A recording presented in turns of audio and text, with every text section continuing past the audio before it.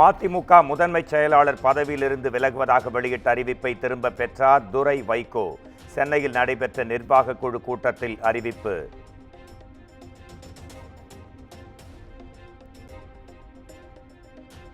துரை வைகோவும் மல்லை சத்யாவும் மனம் விட்டு பேசியதாக வைகோ பேட்டி.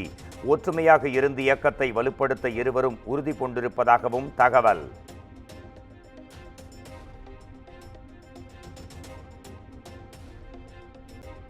மல்லை சத்யா தனது செயலுக்கு வருத்தம் தெரிவித்ததாக துரை வைகோ பேட்டி. கட்சி பணிகளுக்காக இணைந்து செயல்படுவோம் என மல்லை சத்யா தகவல்.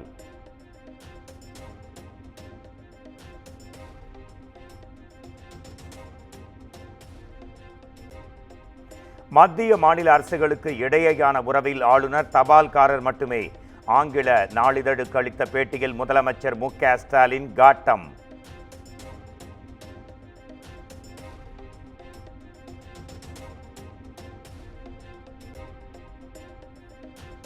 திமுக கூட்டணிக்கு பாமக வருமா என்ற கேள்விக்கு முதலமைச்சர் மு.க. ஸ்டாலின் மறுப்பு. திமுக கூட்டணி உறுதியாக இருப்பதாகவும் பேட்டி.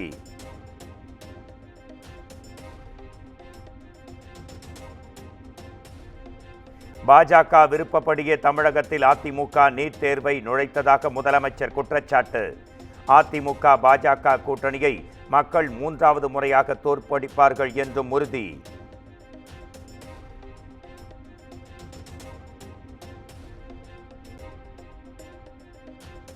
ஆளுநர் என்பவர் மத்திய மாநில அரசுகளின் அங்கீகாரம் என்றும் நயினார் நாகேந்திரன் பேட்டி. ஆளுநரை தபால்காரர் என்று சொல்வது முதலமைச்சர் வகிக்கும் பதவிக்கு அழகல்ல என்றும் விமர்சனம்.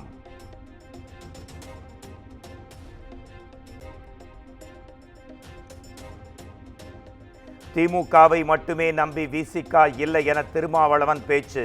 விசிகவின் தொலைநோக்கு பார்வையை புரிந்து கொள்ளாமல் சிலர் அவதூறுகளை பரப்புவதாகவும் குற்றச்சாட்டு.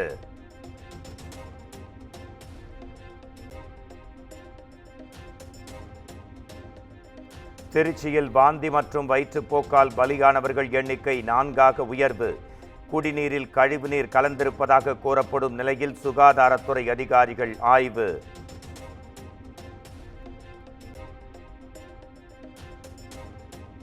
திருச்சி உறையூரில் ஆய்வு பணிக்கு வந்த மேயரை முற்றுகையிட்ட பொதுமக்கள். கழிவுநீர் விவகாரத்தில் மாநகராட்சியின் விளக்கத்தை ஏற்க மறுத்து வாக்குவாதம்.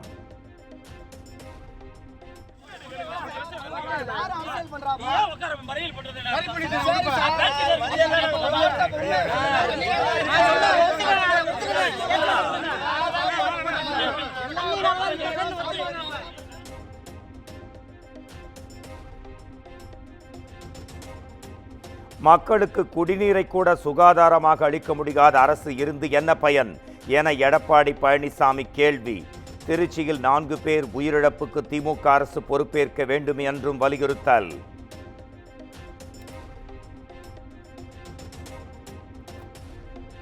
அமைச்சர் பொன்முடியின் ஆபாச பேச்சை கண்டித்து பல்வேறு ஊர்களில் அதிமுகவினர் ஆர்ப்பாட்டம். அமைச்சர் பதவியிலிருந்து பொன்முடியை நீக்க கோரி முழக்கம்.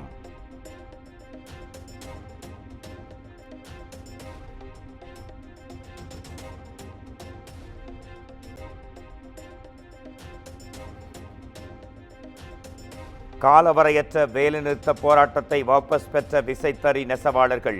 கோவையில் அமைச்சர்களுடன் நடைபெற்ற பேச்சுவார்த்தையில் உடன்பாடு.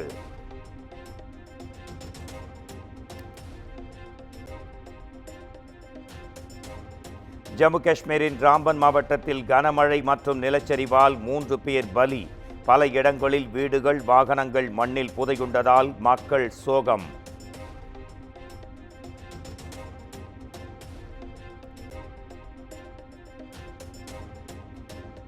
நிலச்சரிவால் ஜம்மு ஸ்ரீநகர் தேசிய நெடுஞ்சாலையில் போக்குவரத்து துண்டிப்பு.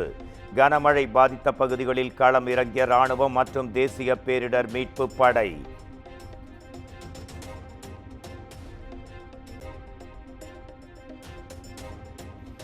ஜம்மு காஷ்மீரில் தொடரும் கனமழையால் செனாப் ஆற்றில் திறக்கப்படும் நீரின் அளவு அதிகரிப்பு. கரையோரம் வசிக்கும் மக்கள் பாதுகாப்பாக இருக்க அறிவுறுத்தல்.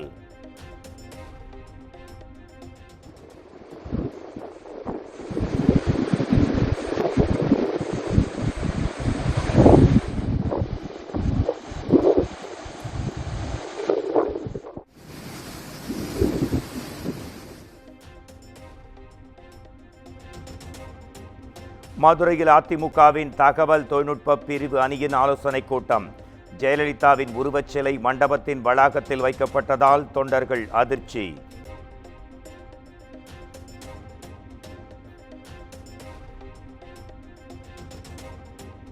கள்ளக்குறிச்சி மாவட்டம் திருக்கோவிலூர் அருகே மகளிர் சுய உதவிக்குழுவில் பணம் பிரிப்பதில் தகராறு. சுய உதவிக்குழு தலைவியின் வீட்டை ஒரு தரப்பினர் சூறையாடியதால் பெரும் பதற்றம்.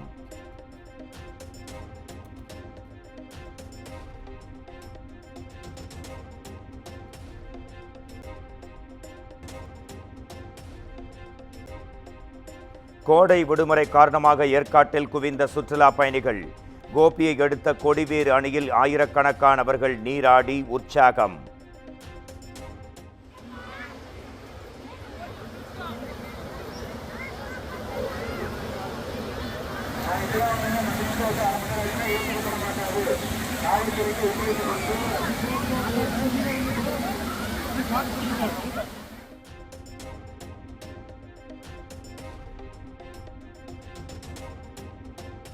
வார விடுமுறையில் திருவண்ணாமலை ராமேஸ்வரம் கோயிலில் குவிந்த பக்தர்கள். திருச்செந்தூரில் ஆயிரக்கணக்கானோர் கடலில் நீராடி சுவாமி தரிசனம்.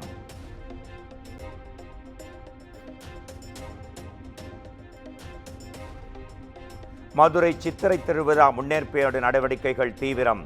ஆழ்வார்புரம் பகுதியில் அமைச்சர்கள் சேகர் பாபு, ஏவா வேலு, மூர்த்தி, பழனிவேல் தியாகராஜன் உள்ளிட்டோர் ஆய்வு.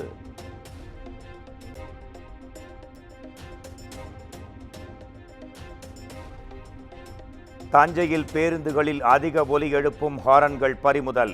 ஹாரன்களை பேருந்து டயரின் அடியில் வைத்தழித்த போக்குவரத்து துறை போலீசார் நடவடிக்கை.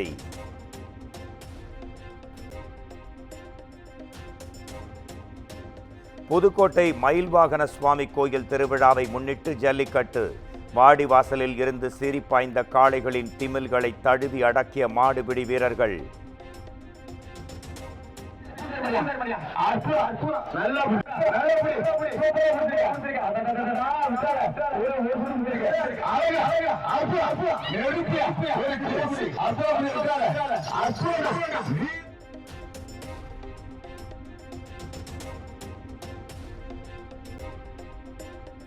காஷ்மீரின் கிஷ்த்வார் மாவட்டத்தில் சாலைகளில் மாலை போல் குவிந்த பனிக்கட்டிகள்.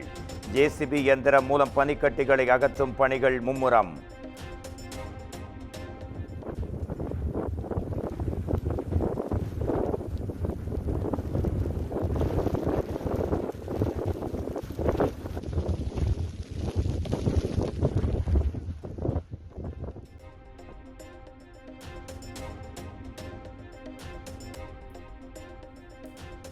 பெங்களூருவில் உள்ள கெம்பேகவுடா விமான நிலையத்தில் விமானம் மீது டெம்போ மோதி விபத்து. வேன் ஓட்டுநரின் கவனக்குறைவால் விபத்து ஏற்பட்டதாக தகவல்.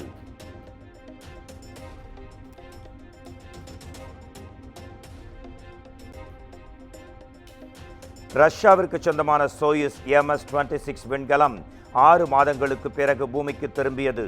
குறிப்பிட்ட நேரத்தை விட வேகமாக தர இறங்கியதால் விண்வெளி வீரர் உடல்நிலையில் பின்னடைவு.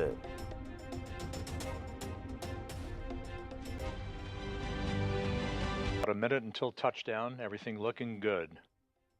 Высота, Леонидович. 300 метров всё объект проходит. 300 meters right now. 300 meters. Сопровождаю пока. There's a Russian Mi-8 helicopter.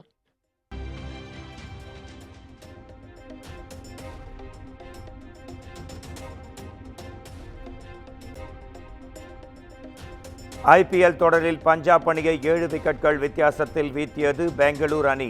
புள்ளிகள் பட்டியலில் 3வது இடத்திற்கு முன்னேறி அசத்தல்.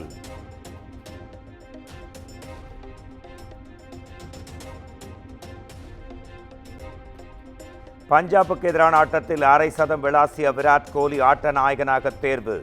IPL போட்டிகளில் அதிக அரை சதங்களை விளாசிய விராட் கோலிக்கு குவியும் வாழ்த்து.